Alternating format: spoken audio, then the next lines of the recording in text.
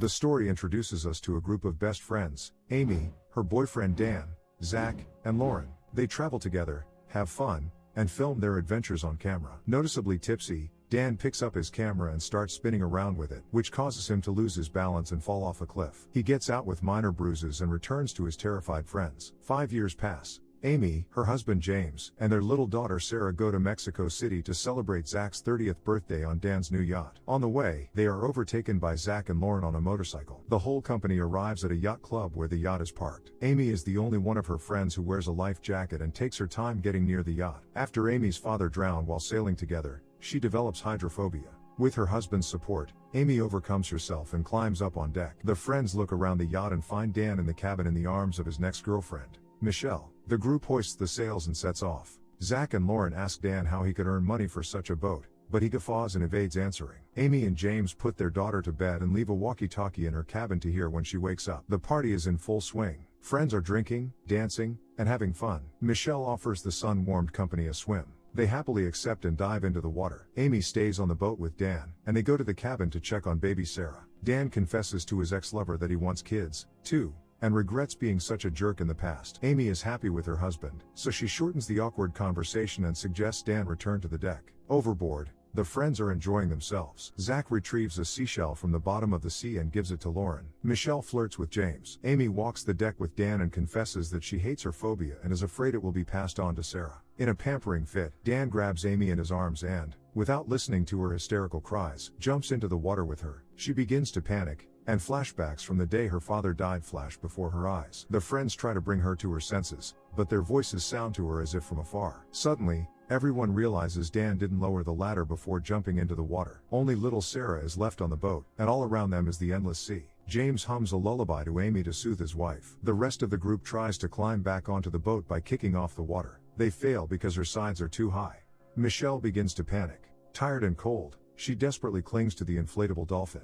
Dan asks her to borrow the dolphin so he can use it to climb onto the boat. These attempts also prove unsuccessful, as the toy dolphin is too slippery and quickly deflates under Dan's weight. The guys notice a flag waving on the stern, and Dan tries to grab hold of it. He manages to do it on his third try, but the flag is unstable and won't hold him. Amy comes to her senses, and everyone takes a breath to think about what to do next. Michelle is hysterical again. She thinks a shark is swimming underneath them. Dan dives underwater but finds no one there. Despite this, they realize it's only a matter of time before the predators appear. Everyone starts to pounce on Dan and blame him for what is happening. He realizes he screwed up but can't find a way out of the situation. Amy tearfully says they must find a way out because Sarah is left upstairs alone. Michelle continues to lose her mind. Due to fatigue, she begins to drown and tries to take the life jacket away from Amy. They push her away from Amy, and she starts having a nervous breakdown. Lauren puts her on her back to calm Michelle down and reads a prayer aloud. The group spends some more time in the blazing sun.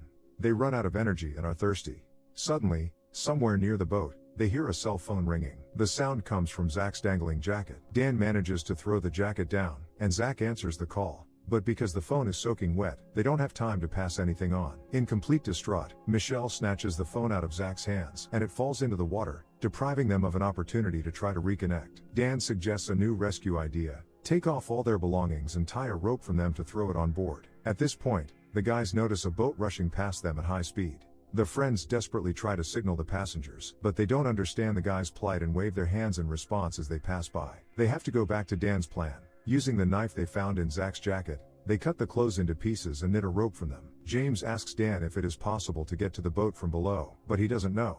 So he checks the boat himself and, taking the knife from his friends, dives under the water. Meanwhile, the group manages to throw a homemade rope on board, and now Zach tries to use it to climb up.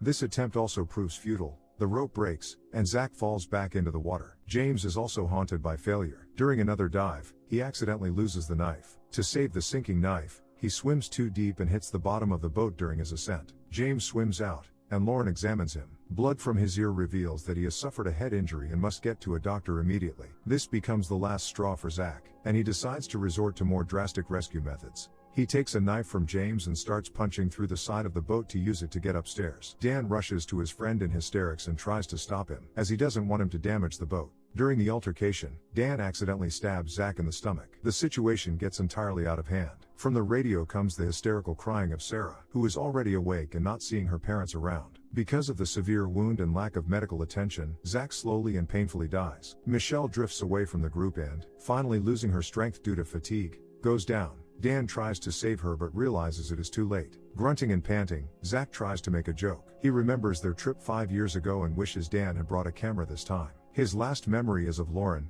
He remembers how beautiful she was the last time they saw each other. After these words, Zach becomes silent, and his body goes limp right into Lauren's arms. She begins to sob hysterically. This time, James's nerves are fraying. He lashes out at Dan and accuses him of valuing the boat more than the lives of his friends. Amy tries to calm her husband down, but he is even angrier that his wife is defending her former lover. James's abrupt movements make him begin to vomit. Dan admits to his friends that he lied to them about the yacht and his financial situation. It turns out that Dan arbitrarily borrowed the yacht from his boss, from whom he works as an errand boy. He posed as the owner of the boat to lure beautiful girls like Michelle. He wanted to brag to his old friends about his luxurious life so they wouldn't guess he had never accomplished anything over the years. That's why he didn't want the knife nicks left on his yacht.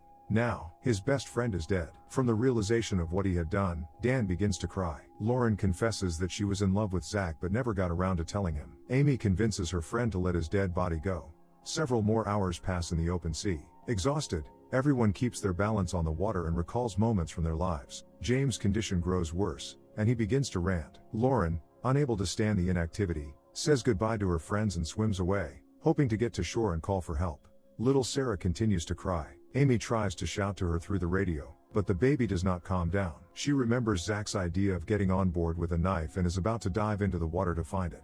Dan stops her and goes underwater himself to make it up to his comrades somehow. It's getting dark. Amy is left alone on the water with James. He periodically passes out and tells his beloved that he is tired and has a headache. It starts to rain, and James dies quietly. Amy screams, distraught at the pain of losing her beloved. Dan hears her cries, but he continues to dive into the water to find the knife to save them. Night falls. Finally accepting her husband's death, Amy releases his body.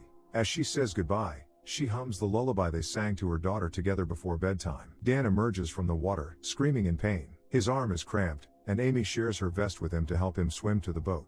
Meanwhile, the storm intensifies, and the chances of survival in such conditions are incredibly slim. Dan, feeling helpless, slams his goggles into the stern of the boat with all his might. The goggles shatter, and all that's left is the glass, which hurts his hand.